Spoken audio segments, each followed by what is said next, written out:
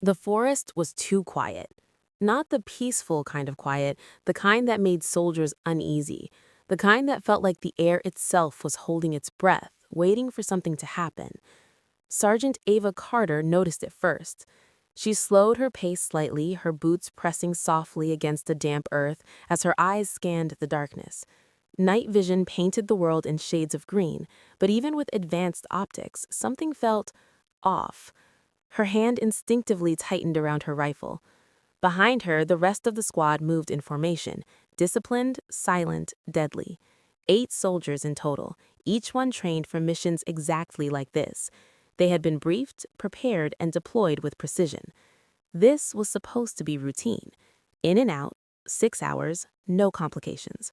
But Ava had learned long ago, missions that seem easy are the ones that go wrong the fastest. She tapped the side of her headset. "I'm picking up interference," she whispered. Her squad leader, Captain Reyes, turned his head slightly. Define interference. Ava checked her handheld device. The signal flickered again. Unstable, distorted.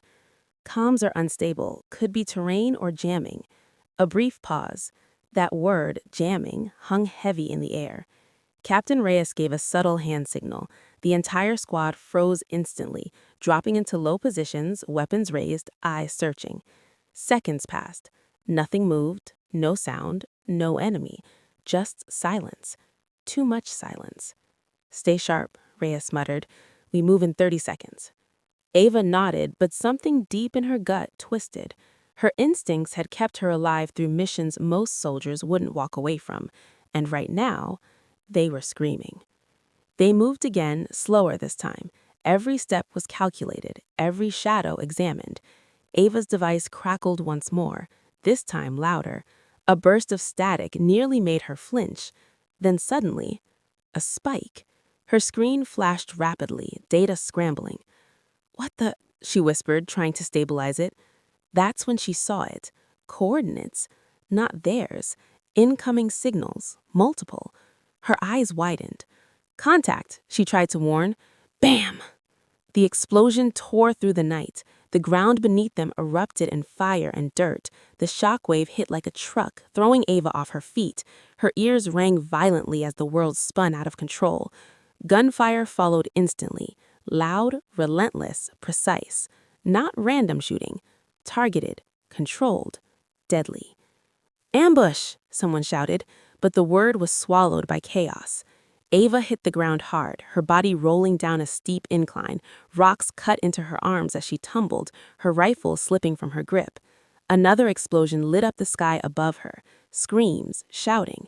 Then, darkness. When Ava opened her eyes, everything was quiet again. Too quiet. Her vision blurred as she tried to focus. A dull ache pulsed through her skull. She tasted blood. For a moment, she didn't move, didn't breathe, didn't think. Then, training kicked in. She rolled onto her side, wincing as pain shot through her shoulder. Her hand reached instinctively. Weapon. Gone. Her heartbeat spiked.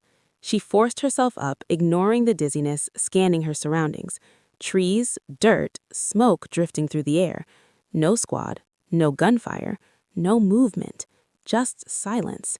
Her chest tightened. "No, no, no," she whispered under her breath. She grabbed her radio. "Captain Reyes, this is Carter. Respond." Static. "Reyes, come in."